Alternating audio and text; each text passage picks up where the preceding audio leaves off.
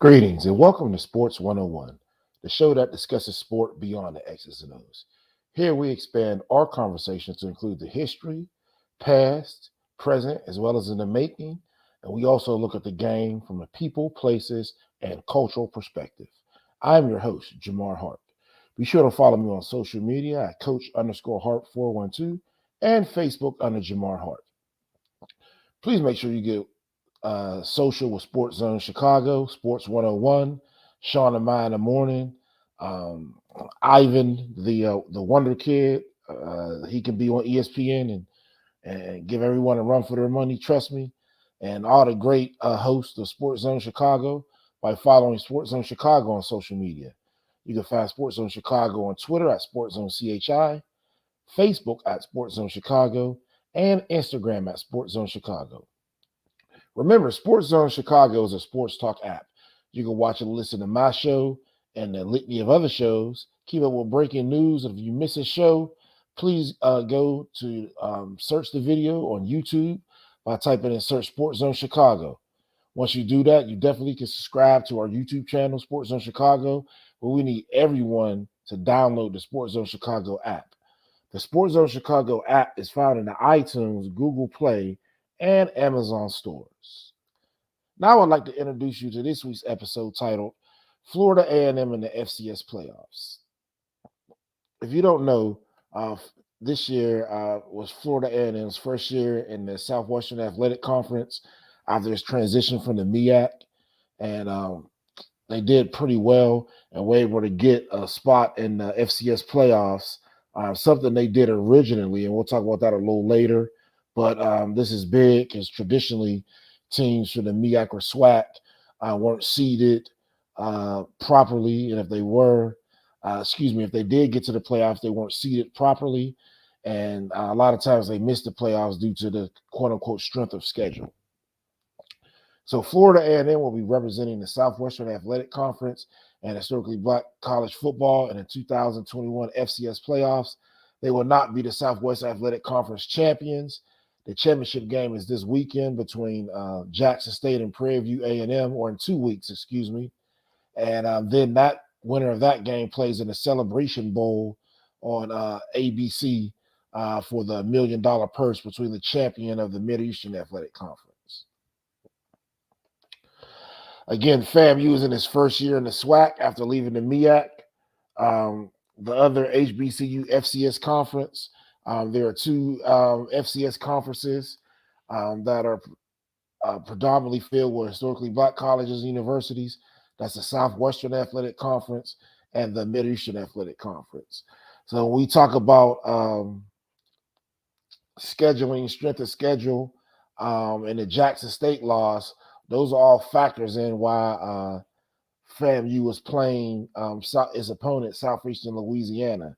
So with the scheduling this year, FAMU did have some Division II teams on their schedule, which again weakens your strength of schedule. And to the FCS playoff committee, gives them an excuse not to include you, where a lot of the top FCS teams are playing BCS teams and winning. The next would be, again, the strength of schedule by scheduling more games out of conference, either against FCS powers or BCS teams, but scheduling Division II teams doesn't work, and we'll talk about that later as well. And then the Jackson State loss. Jackson State is favored to win the Southeastern Athletic Conference, and FAMU lost to them in the first game of the season, the Orange Blossom Classic, 7-6. Jackson State has only one loss this year against the University of Louisiana Monroe, a BCS team that they lost to 12-9. So FAMU had that as their quality loss per se. So now let's talk about the difference between BCS and FCS football. The NCAA Division I Football Championship Subdivision, also known as FCS, was formerly known as Division I AA, is the second highest level of college football in the United States after the Football Bowl Subdivision, or FBS. Sponsored by the NCAA, the FCS level has 128 teams in 13 conferences and one group of independents. for the 2021 season. So there was approximately 132 teams in FCS. The FCS designation is only tied to football, with the non-football programs of each school competing in NCAA Division One. So there's no FBS and other sports. All the other teams are Division One.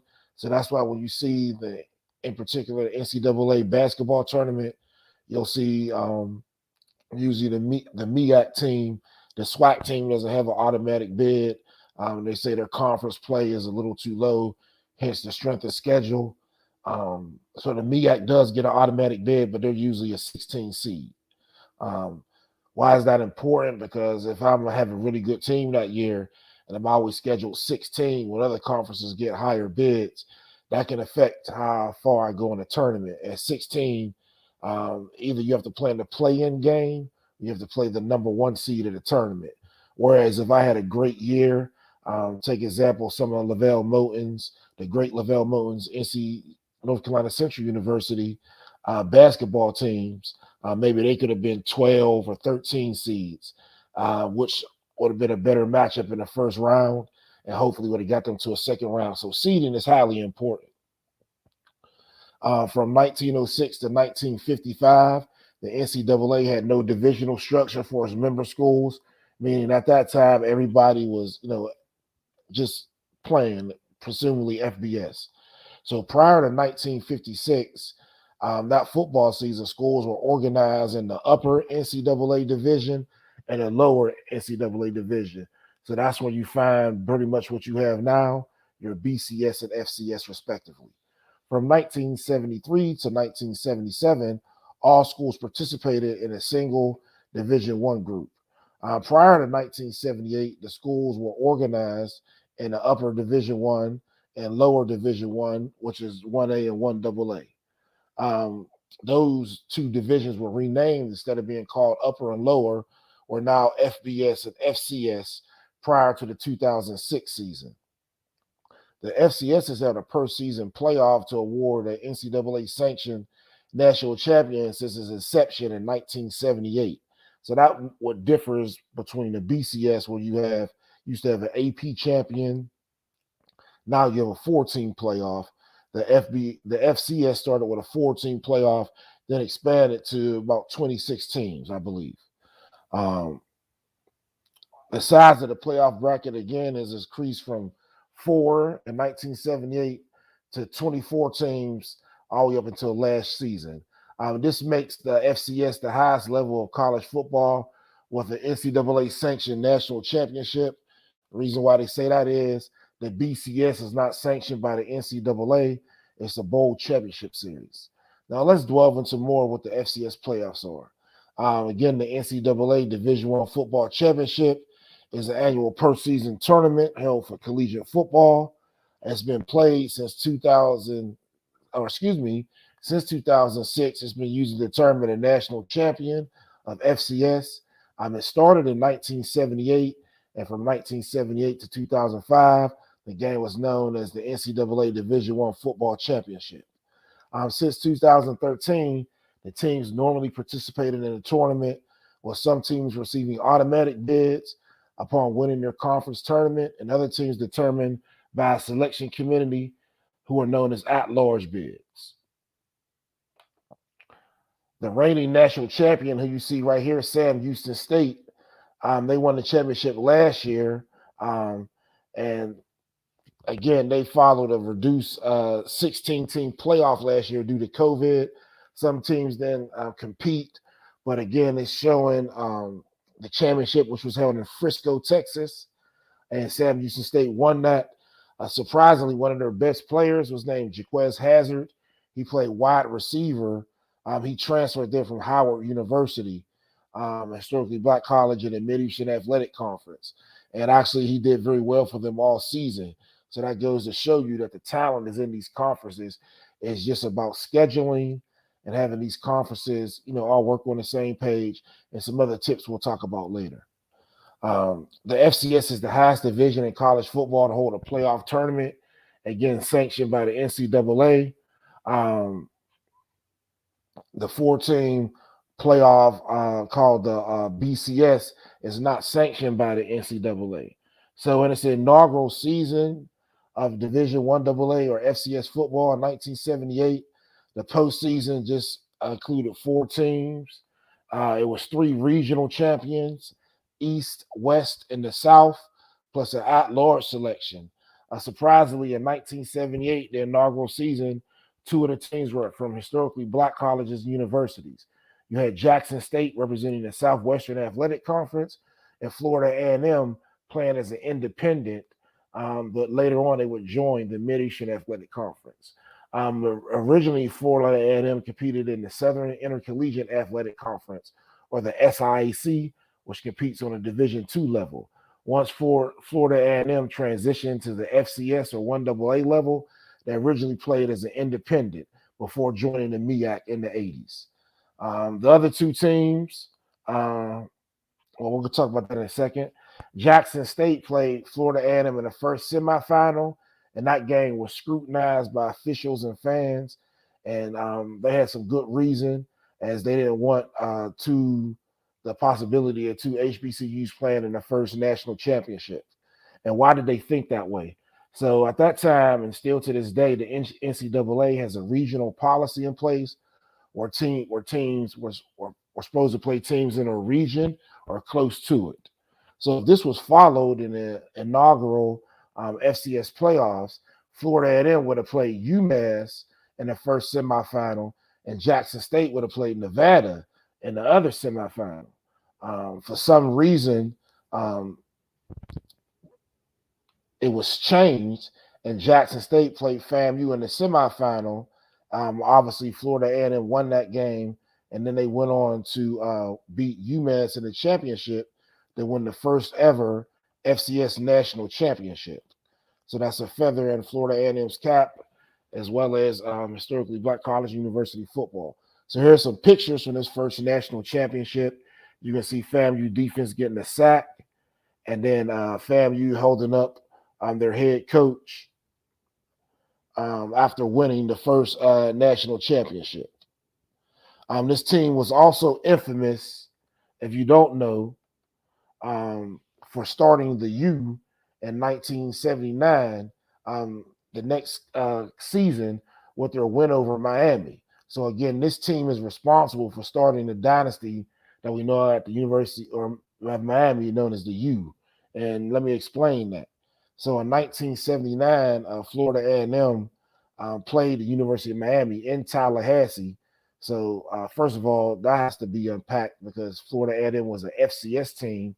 You had a BCS team traveling to them. Remember, Miami was an outlier team at this time. Coral Gables was a quote-unquote retirement community, and they haven't been winning. That's why they hired Howard Schnellenberger in 1978. So in 1979, at the beginning of that season, they played FAMU and lost.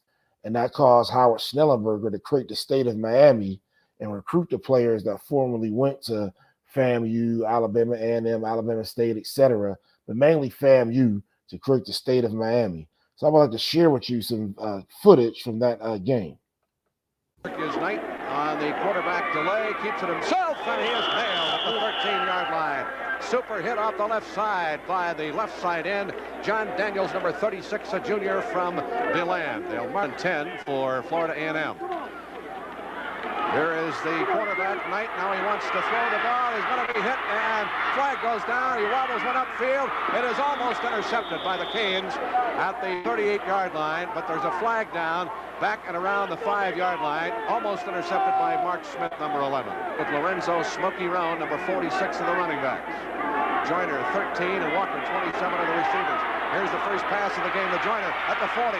Breaks the tackle, gets down to the A&M 35-yard line. Darrell Tyson, the left cornerback, makes Mr. Williams. Side of the line, the reason for that.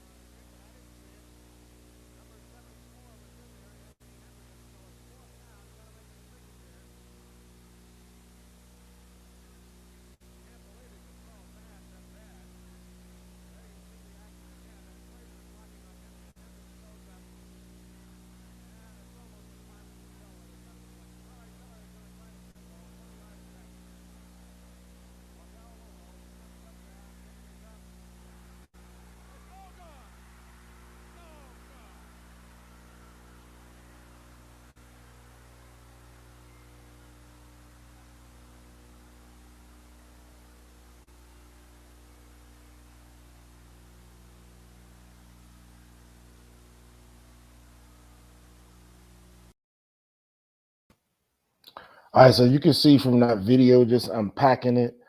First of all, the number of people in attendance. Again, that was a home game for Florida A&M, who was an FCS team. So that victory is it's akin to Appalachian State beating Michigan, James Madison beating any of the BCS teams they beat, North Dakota, etc. Um, and then again, it showed you what the University of Miami looked like where they did the overhaul of recruiting and started again recruiting the same players that Florida A&M had. If you don't know the geography of Florida, Tallahassee is in the northwestern corner, and Miami is obviously at the bottom. So there's a lot of people that Florida A&M's roster per se was from Miami, but the places Miami didn't recruit at the time, which is the inner city like Carroll City, different neighborhoods like that, Overland, things of that nature, uh, Central Miami, things like that. But Howard Schnellenberger changed that, hence creating that U culture. So getting back to the FCS playoffs, the field doubled to 8 teams in 1981. So again, they just like the BCS, they tinkered with the FCS playoffs, and the champions of the 5 conferences at that time. There was 5 conferences that had automatic bids. Those conferences were the Big Sky, the Middle Eastern Athletic Conference, which is an HBCU conference, the Ohio Valley Conference, the Southwestern Conference, and the Yankee Conference. They all received automatic bids. The top 4 teams were seeded and then matched against 4 teams remaining based on their geographical proximity. So remember, we talked about the first FCS playoffs where FAMU played Jackson State, whereas since FAMU's on the East Coast, they should have been playing UMass, and Jackson State should have been playing Nevada. Again, they focus on geographical proximity because, quote unquote, these are student athletes. The tournament again was expanded to 12 teams in 1982, and this time each of the top 4 seeds received the first round bye and a home game in the quarterfinals. The champions of the Southern and Southland Conference also received automatic bids.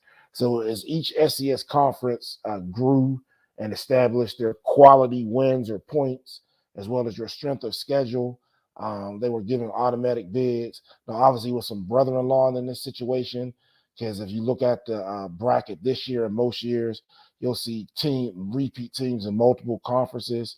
So if a 6 and 5 team can get in, I think an 8-win team in another conference that you say has a low strength of schedule should be also able to get in. Um, the number of automatic bids, again, that's varied from time, and that's due to the changes in the number of size of conferences. And the automatic bid was only typically granted to champions of the conference. And its conference had to have at least 6 teams. Initially, also, the tournament was played in December, since they expanded to 12 teams in 1982, with the earlier rounds being held in late November. The playoffs expanded to a 16-team format in 1986, requiring 4 wins to get the national championship. Initially, in that 16-team style, only the top 4 teams were seeded, with other teams geographically placed within the bracket. From 1995 through 2000, all 16 teams were seeded independent of geography. In 2001, the number of seeded teams was reduced to 4, with the seeded teams assured of a home game in the early tournament rounds, and other teams once again placed in the bracket to minimize travel. So again, getting a home game is also important because you get the gate sales of that. The home team designated in games between unseeded teams is determined based on several factors, including attendance history and revenue potential. So if 2 teams are unseeded, like this year, Florida A&M is playing Southeastern Louisiana. Each school had to put in a bid to host the game. This is another factor where they're saying brother-in-law, because Southeastern Louisiana, even though they have the number 1 offense in FCS, they score almost 45 points a game, but their stadium is very small versus Bragg Stadium, which can seat 25,000. So one of the parts in applying for the bid is how much revenue can you make. So if I only have a stadium that can fit 15,000, obviously I can't make enough revenue of a stadium that fits 25. So there'll be other factors in play in which Southeastern Louisiana, won the bid to host the home game this year, including how deep boosters' pockets, obviously race, and your conference. The Southwestern Athletic Conference hasn't participated in the FCS playoffs for a long time. And that's something, again, that we'll talk about later. So obviously the respect is not there when you look at so many other conferences that get 5 teams in the playoffs. In 2008, the playoff field expanded to 20, and in 2010, the Big South and Northeastern Conference got automatic bids. So again, you see an example of conferences that are getting notoriety by playing each other, and the brother-in-law system getting automatic bids. The bracket structure also included seeding to the top 5 teams. The 12 teams received first-round byes. The remaining 8 played first-round games with the 4 winners to face the top 4 seeds. In 2013, we got the 24 teams, and the Pioneer League got its automatic bid. The seeded teams was increased to 8, with 16 unseeded teams in the first round for the 2020 season, which was impacted by the um, natural disaster or unnatural disaster, depending on who you speak with. The pandemic in the United States, the bracket was reduced to 16 teams, due to teams deciding they did not want to compete. The bracket has returned to 24 teams this year, and the field is traditionally set Sunday before Thanksgiving as play begins that weekend. We do have some games this weekend. Again, Florida A&M is playing at Southeastern Louisiana in Hammond, Louisiana, so be sure to check that out on the ESPN network. Now let's talk about these at-large selections. An at-large selection is seating within a bracket or determined by the selection committee, which consists of an athletic director from each conference with an automatic bid. Now, the Southwestern Athletic Conference doesn't have an automatic bid because its champion goes to the Celebration Bowl. So they don't have a representative on the playoff committee, which is another surprise on how they got in. But again, that's due to their top 25 ranking. As of the start of the 2018 season, there were 10 conferences with automatic bids, and the selection committee made 14 at-large selections. An 11th automatic bid was added at the end of the 2021 season, reducing the number of at-large selections to 13. Now, what does the selection committee look for the FCS playoffs? These are some of their stated factors, but again, we know there's other things that go in effect. The main thing is overall record. If you're not a conference champion, how many wins do you have? The next factor will be your record against Division I opponents, and that's an institution with fewer than 6 Division I wins may place that team in the jeopardy of not being selected. So if I play, let's say, a Division I opponent, like some teams do in the SWAC and the MEAC, where they may play CIAA or SIC teams that are Division II, and they don't have 6 Division I wins, that doesn't count for that team. Again, it's all about strength of schedule. The committee wants to see you play FCS and BCS teams only. The next factor will be your record against opponents from automatic qualifier conferences. So again, you have to play out of conference games against AQ qualifiers or AQ conferences. And AQ is automatic qualifier. So any conference that gets an automatic bid, you should be scheduling games with any team in that conference. And we'll go over those conferences in a second. The next thing they look for is a record against FBS opponents. So again, they're telling what they want you to do. They want you to play your conference, of course, you have to do that. But any games that you have that are free, you don't get any cupcake games on the FCS level like they do on the BCS level. On the BCS level, if they wanted to get a cupcake or a pay me game, they would schedule an FCS team. On the FCS level, that's looked at as strength of schedule. So FCS teams, they can't have cupcakes. It's either high-ranked FCS teams from automatic qualifiers or a BCS team. Next will be your head-to-head record. against other teams that are automatically qualified or considered in the top 25 because it's 24 teams go. So if you get in that top 25, you should be able to go to the playoffs. And I think FAMU was ranked 15 or something of that nature. The NCAA simple rating system, which is a matrix, and they compute the different data, first downs, touchdowns, big yardage plays, etc., and they compute out a ranking. And then you have your FCS coaches poll. That what helped out FAMU this year. Remember, their only loss is the Jackson State, and they lost to them 7-6. Jackson State's only loss is the Louisiana Monroe FBS team, and they lost to them 12-9. So, in the committee's eyes, that's a quality loss. As a team they lost to, only lost to a FBS team by under a touchdown. And then you also have input from regional advisory committees. Now, these regional advisory committees are set up because you can't watch all 132 teams. So you'll have advisory committees set up in certain regions that watch games throughout the year and see how you perform. So FAMU, after that loss to Jackson State, and they actually changed quarterbacks since then, their offense has picked up. Their defense is picked up. Their defense is ranked top 5 in all of FCS. On defense, they have the FCS sack leader. They also have 2 other strong D linemen. They have a number 1 safety that's projected to be drafted in the first 3 rounds. So they have a lot of athletes on their defense. So these regional advisory committees sit and they talk about this. So even though the SWAC is not an automatic qualifier due to their quality loss, and the regional advisory committee seeing them play and can talk about different attributes that they have as a team, they awarded a playoff slot. Now let's look at these FCS automatic qualifiers.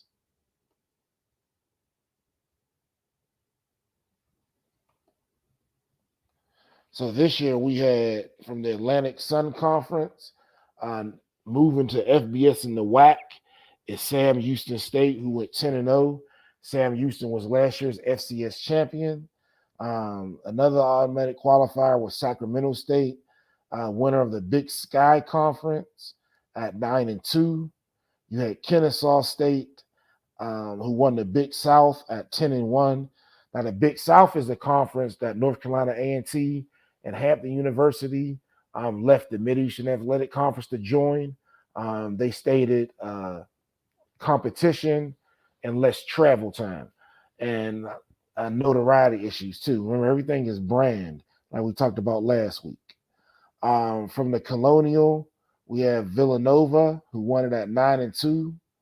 The Missouri Valley Conference with perennial powerhouse North Dakota State got an automatic bid at a 10-1 record. The Northeastern Conference champion was Sacred Heart at 8-3. The Ohio Valley Conference champion was University of Tennessee at Martin at 9-2. The Patriot League champion was Holy Cross at 9-2. The Pioneer League champion was Davidson at 8-2. The Southern Conference champion was East Tennessee State at 10-1. And the Southland Conference champion was the University of Incarnate Word at 9-2. Now, as you see, you don't see the MEAC or SWAC on there, and that's because they compete in the Celebration Bowl, and the MEAC gave up their automatic bid, but we'll discuss that in a second. Now let's look at these at-large teams this year. Now, there are 13 at-large teams. Now, I want you to look at the repeat in conferences. We're showing that there's a stranglehold, and they're not letting other people win. So if the MEAC or SWAC did have 2 good teams, they would say only 1 can get in, but you'll see the repeat conferences. So these are all the 13 at-large bids. You got Stephen F. Austin, Eastern from the Atlantic Sun.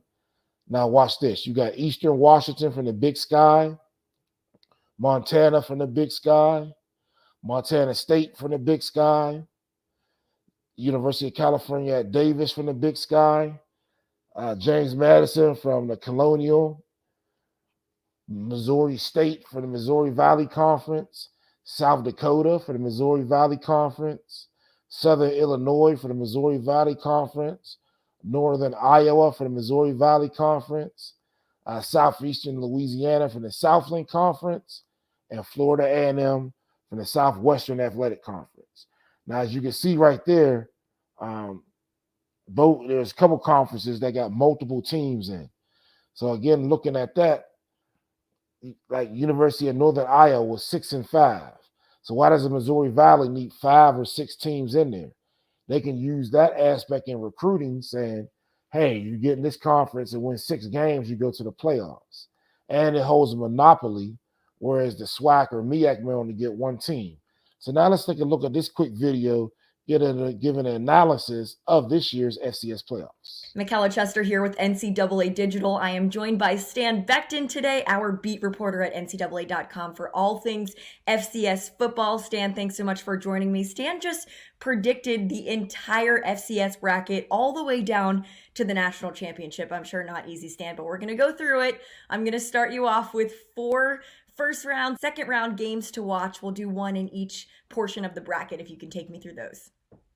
Yeah, so to start off, we go right to the top of the bracket, and a second round game that I'm really excited to see is Montana State versus Missouri State. After losing the Brawl of the Wild, Montana State, they still got a first round bye in the FCS playoffs. And they didn't get a 2 seed, but they do get that 8 seed, and they'll get to face a hot Missouri State team in that second round coached by Bobby Petrino. They're entering with 5 straight wins. And I think this will be a nice run for the Bears, but unfortunately it will end there against Montana State. They have a top 3 defense, and that's probably why the Bobcats will win this game. Next up, I have Sacred Heart and Holy Cross.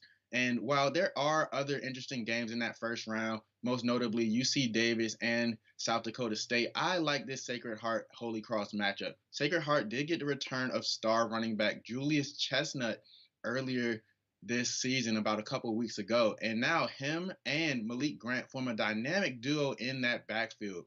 But Holy Cross and the Crusaders only allow under 78 rushing yards per game, and they've only allowed 1 100-yard rusher this entire season. I think that the Crusaders will shut down that rushing attack, and that's a game to watch early in that first round.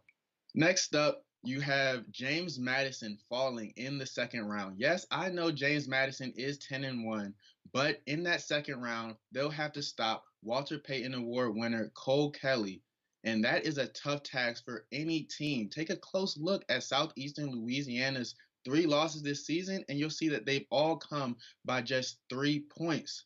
With Kelly under center, I think the Lions can outscore James Madison after upsetting a tough FAMU defense that is ranked in the top 10 scoring defenses in the country in that first round. I think Southeastern Louisiana will win a shootout in that second round against James Madison.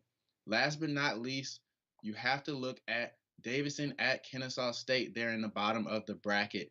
There in that first round, you'll get 2 old school football teams in that first round.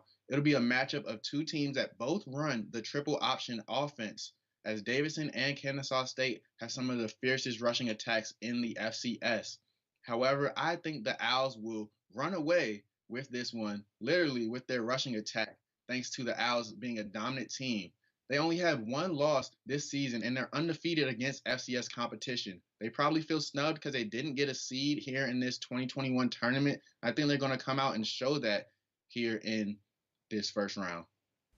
All right, so all fun predictions. We'll see how it actually happens. But now the hard part, Stan. Can you pick your semifinalist? Yes, so my semifinalists here in this 2021 FCS playoffs are going to be the following: Sam Houston, Villanova, Eastern Washington, and North Dakota State.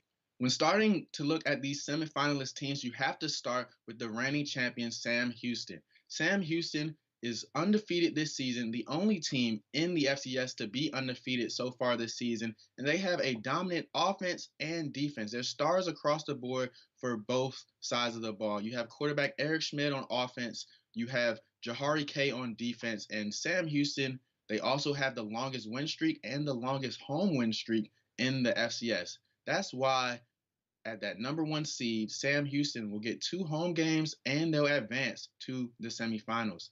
Next up, you have Villanova. Villanova will make it to the semifinals, upsetting and knocking off last year's runner-up South Dakota State. South Dakota State, they do have a strong running back, literally in the name of Pierre Strong Jr.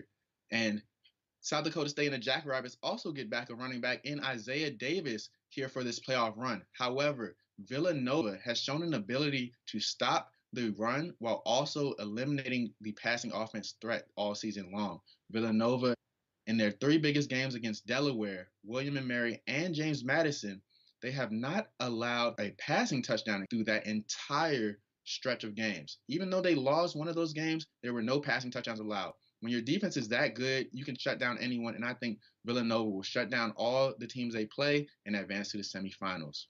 Next up, you have Eastern Washington. Yes, Eastern Washington, they will advance to the semifinals, and they will knock off Montana in that second round. They already knocked them off earlier this season on a nationally televised game, scoring 24 fourth quarter points to do so. And then next up, they'll get Southeastern Louisiana based on my predictions. And I'm excited for that game as you get 2 of the top quarterbacks in the country facing off, and they are the last year Walter Payton Award runner-up and winner. I think this game will be another shootout, but I think Eastern Washington pulls out the win and advances to the semifinals thanks to a better all-around team. Last but not least, you have North Dakota State as the last semifinals team. Now, all year I've been kind of down on North Dakota State. They haven't been the dominant team as we've seen in years past. We saw them lose the Dakota Marker in blowout fashion, really. They made a late run at the end, but it really was a blowout for most of that game. But North Dakota State, they'll get an MVFC foe early on, Missouri Valley for those who don't know, and they'll get them in their first round regardless of who wins that first round matchup. And then they should win that second round matchup as well. So it'll be a smooth sailing attempt for them to get all the way to the semifinals. So those are my 4 semifinals teams. So lastly, Stan, who makes it to the title game and who wins it all? Yes, so the teams I have making it to the title game are going to be Eastern Washington. Yes, they'll upset North Dakota State, and Sam Houston. So Sam Houston, I believe when they play Villanova, they will have the talent across the board, like I just said, to knock off Villanova. And I don't think that one might be particularly close. I think Sam Houston has a lot of talent, especially when you have a receiver like Jaquez Azar playing, and he missed some games earlier this season, but he'll be back. And I think that'll get them to that final game there in Frisco, Texas, and they'll face Eastern Washington. I think Eastern Washington will be able to have that explosive offense dominate North Dakota State's defense. Now, we all thought North Dakota State had a great defense. Then they played South Dakota State earlier this season, and it was a rout early on. Eastern Washington's offense is way better than that, and I think Eastern Washington will light up the scoreboard again to make it to the final. All right, so you can see the analysis of that video. Another reason why FAMU was included in the playoffs, having the top 10 defense with several draftable players. Is given notoriety, however, playing Southeastern Louisiana with the Walter Payton winner. That's like the Heisman Trophy for FCS. Their quarterback is 6'7". He has a cannon. He throws the ball all over the place. As I said, there are 3 losses. One is to Louisiana Tech, where they lost less than 3 points. Again, Louisiana Tech is a FBS team. They've averaged 45 points a game this year on offense and are explosive in the special teams. One of the receivers is the top FCS returner. So again, this team is very, very dangerous.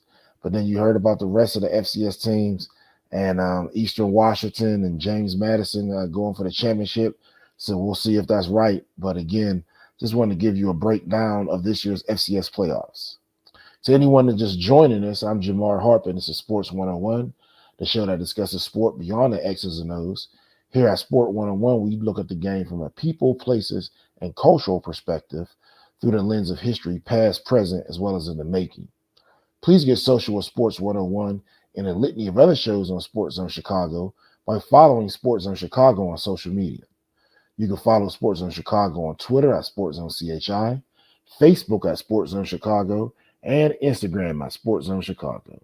Subscribe to our YouTube channel. Go to YouTube and search SportsZone Chicago. But more importantly, we want everyone to download the SportsZone Chicago app. The SportsZone Chicago app can be found in the iTunes, Google Play, and Amazon stores. Now I'd like to talk about this year's FCS representative from the SWAC, Florida A&M. Again, this is for the first time in 5 years, a black college football team is going to the FCS playoffs. Remember, 5 years ago, they started the Celebration Bowl. And the Celebration Bowl, what happened is the MEAC said they were losing money with the playoffs because the champion would always play the number one seed, and usually it wasn't a good game. They wouldn't get the bid to play at home, so they're traveling and they're not getting any gate receipts and they're losing money. So when the Celebration Bowl idea came up, where the champions of the FCS HBCU conferences playing in Atlanta, an actual bowl game on ABC with an over $1 million purse, the MEAC gave up its automatic bid or HU bid to the FCS playoffs. The SWAC had been playing in the Bayou Classic, so they didn't go to the FCS playoffs. So when people ask this year, why isn't Jackson State in the FCS playoffs, is because Jackson State is playing in the SWAC championship, and the winner of that, presumably Jackson State, will be going to the Celebration Bowl. So FAMU, again, is not the conference champion, but they're going because they got a at-large bid due to their quality loss and their amount of players they have on their team that are quote-unquote draftable. FAMU scored a blowout victory over his nemesis this year, Florida A&M, this year's Florida Classic. This was the victory that catapulted the Rattlers into the FCS playoffs. Remember, they say you have to win by style points, and this was a conference game. And if you wanted to have Jackson State as your quality loss, then you have to beat all your other opponents handily. Again, FAMU has a distinction of being the last historically black college to win an FCS playoff game, as they won a game in 1999. And remember, they also won the first FCS championship in 1978. This is FAMU's first year in the Southwestern Athletic Conference, a division that usually does not participate in the FCS playoffs. The Rattlers are among the 13 schools that receive at-large bids, who we discussed earlier.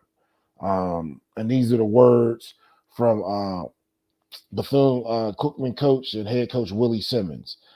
We've struggled. We finished this regular season 9-2 on an 8-game winning streak. And if a playoff committee doesn't feel that we're one of the top 24 teams in America, then we need to look at this system, because it's obviously broken if we don't get in. And that was a quote from head coach Willie Simmons of Florida A&M. Remember, we discussed earlier how the committee lets 5 or 6 teams in from specifically the Missouri Valley and the Southland or Southern Conference, but only one team. So what Coach Simmons was saying is at 9-2, they should be able to get in the playoffs, and they're also ranked in the top 24 of the country. And this was after the 41-26 win over Bethune-Cookman.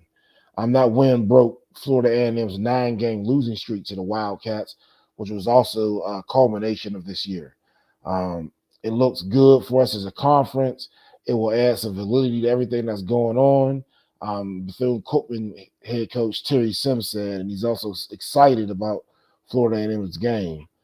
He's not happy we lost the game to them, but he's good with them getting a playoff spot and going to see what happens in FCS playoffs for them. Because remember, they not only represent the Southwest Athletic Conference, but the Mid-Eastern Athletic Conference too, because they don't have an automatic bid. And if you want to get 5 or 6 teams in, like these other conferences, you have to increase. So if you come in and get blew out, it's very unlikely that more teams will get invited back, besides maybe one at-large bid. For years, historically black colleges and universities have been at a disadvantage when it came to getting these at-large playoff bids, because the quote-unquote strength of schedule. So it could be years where there's two teams in the MEAC. When North Carolina A&T, North Carolina Central battles, or the North Carolina A&T FAMU battles. It was some years that both of those teams should have been awarded an opportunity to go to the playoffs, but there was only one.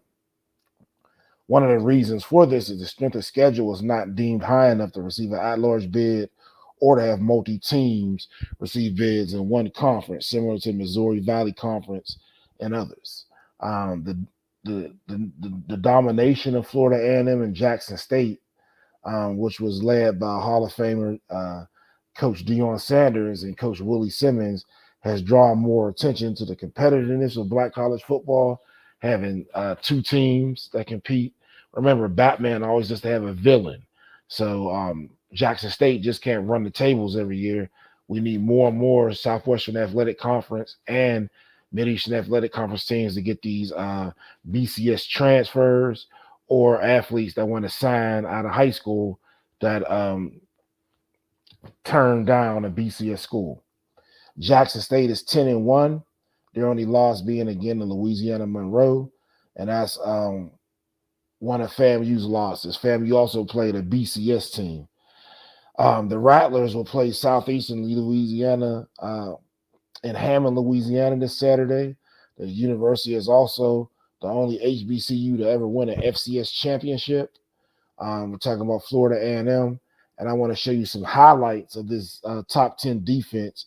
These are highlights from a game against Jackson State to show you the competitiveness level. So let's watch these highlights real quick. 2nd and 6. The handoff once again to Pickett. Left tackle. 3rd and 3. Pickett, patient running, and nowhere to go as he receptions now on the return game, and the first play and brought down by Ronaldo. Sanders looking to the right, and he's brought down. Didn't feel it at all as Marquise Bell comes. They thought that he was going to be blocked, and that's one on the quarterback. I think coach is telling him, hey, we called that. Getting into a rhythm across midfield. Here's Sanders moving out the pocket, forced to run, tucks it. 1st and 10 for the Tigers. Rolled out of the pocket. Isaiah Land chasing him down and trips up Sanders. Penalty marker. Watch him come around up the middle, and once he makes that hard move to the inside, that's the hold right there. But he doesn't give up. Chases down Sanders. They run up ahead and in the pile and still on. Do it again on 3rd down. But I would have liked to have seen him allow the. Is in along with Derek Mayweather. That one tipped away and good anticipation. 3rd and 15. Sanders trying to escape the pocket. And a Rattler defender still on his feet, loses the football. They're athletes on the other side of the field as well. And Sanders trying to just do a little bit too much in the field. Santi Marshall, first time we're getting a chance to see. Here's Marshall. Marshall, rapid and 1 coming up. Pickett. Oh, lost the football. Sanders kept it in. A little too much. It's 3rd and 1. Give him the football. Give it to your running back. Running backs flanked to his left and right. The handoff to Santi Marshall, and Marshall had absolute. So played 15 years in the NFL. You mentioned with the Bengals, Jay, and he was one of the almost impossible for the defense to defend. And swallowed up is Pickett right there. Santi Marshall, and Marshall eluding some tacklers, but really nowhere. Drive to start inside the 10 and really near that goal line, wrapped up in the run. They like to see the HBCUs get a little shine as well. Block for your teammates. So he said he carried that away from him. A good lesson and a good person to learn from. Sanders throws it. I get the memo about including the announcers. That's how you win over your team. That's what you do right there is Warren Newman field. 10th play of this drive on 3rd and 2. FAMU bringing the pressure, getting the ball out, and down here, the handoff, and the big stop up front from FAMU. This play just from the beginning, that was a great job of diving down on a stunt. Just filling it up. Good job by the defensive line. Here, 1st and 15. Mayweather on the stop as he wraps up Jackson State want to add some insurance here. Sanders delivers it. Run. Sack does not kill you. Sanders feeling the pressure, and he's nowhere to go, and he's the surge up front. It was first General Hunt and then tracked down.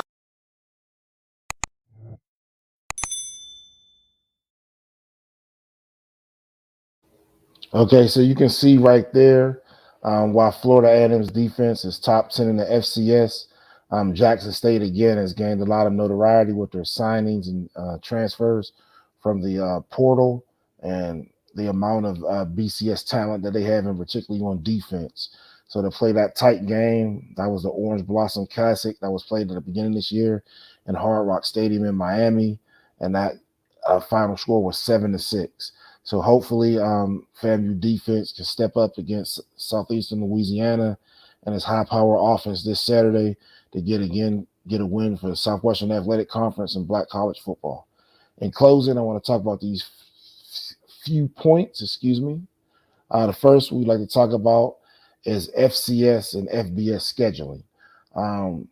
The time is gone where these FCS teams in the SWAC and the MEAC should be scheduling the Division II teams, even if it's regional. I know a lot of teams in the Mid-Eastern Athletic Conference may play Fayetteville State or Virginia Union or something of that nature, but it's time to change, and these teams need to start scheduling FCS opponents and doing what the selection committee asks if you want to get more teams in. So that's what they're asking for is to play teams in automatic qualifying conferences. So you want to schedule non-conference games with the Missouri Valley Conference, the Southland Conference, the Southern Conference, Colonial. Any team that has an automatic bid, you want to schedule a game with that conference. Next thing you want to do is get your BCS scheduling down. Now, you don't have to schedule the best BCS teams, but you should be trying to schedule BCS teams that you can be competitive with, that this committee can use to evaluate you when it's time to go to the playoffs. So if you do happen to be 6-5, you're going to say, but 3 of my losses to BCS teams, and I played them well into the third quarter, etc. The next thing is expanding your recruiting bases to get notoriety and wins. A lot of these teams are located in the South. Matter of fact, all of them are, but that doesn't mean you can grab student athletes from across the country. I think it's time for the MEAC and SWAC to get more global in its reach and scope by using social media, conference networks, and other different platforms to get your message out there, because what these schools fail to realize is there's no historically black colleges that play Division I football in the North, the Midwest, or the West Coast. So you have a niche market that you can market to all people in the United States and Canada, throughout the world, as well as individuals of the diaspora. By doing these things will elevate the Southwestern Athletic Conference and the Mid-Eastern Athletic Conference to be able to get more teams in the FCS playoffs. The last thing I want to talk about is, should the Celebration Bowl end? Yes, it's a nice payout for the two teams, but again, if you want to get that notoriety as well as the increased recruits, then you're going to have to play these teams. That's one of the reasons why North Carolina A&T and Hampton left the MEAC, is they felt that it would be less travel, they will be able to recruit better. And the main reason they want to do those two is because they felt the Big South had a better image or brand name than the MEAC, because they got more people into the FCS playoffs. So by ending the Celebration Bowl, which I think ultimately should, Jackson State would be in the FCS playoffs this year. So who wouldn't want to see that? All these BCS transfers from Jackson State in the FCS playoffs, and see how far they would go. So just think about these things. And like I said, let's watch this good football. Everyone have a happy holiday. If you don't celebrate the holidays and do your time off for work, enjoy some great football. And thank you for tuning in to this week's episode of Sports 101. I'm your host, Jamar Harp. Be sure to follow me on social media by following me on Twitter at Coach_Harp412 and Jamar Harp on Facebook. Please get social with Sports 101 and a litany of other shows on SportsZone Chicago by following SportsZone Chicago on Twitter at SportsZone CHI, Facebook at SportsZone Chicago, and Instagram at SportsZone Chicago. Subscribe to our YouTube channel, search SportsZone Chicago, but most importantly, download the SportsZone Chicago app. The SportsZone Chicago app can be found on the iTunes, Google Play, and Amazon stores. Again, I'm Jamar Harp, and this is Sports 101. I will see you next week at our normally scheduled time, Wednesdays at 8 p.m. Central, 9 p.m. Eastern. And I'm gone.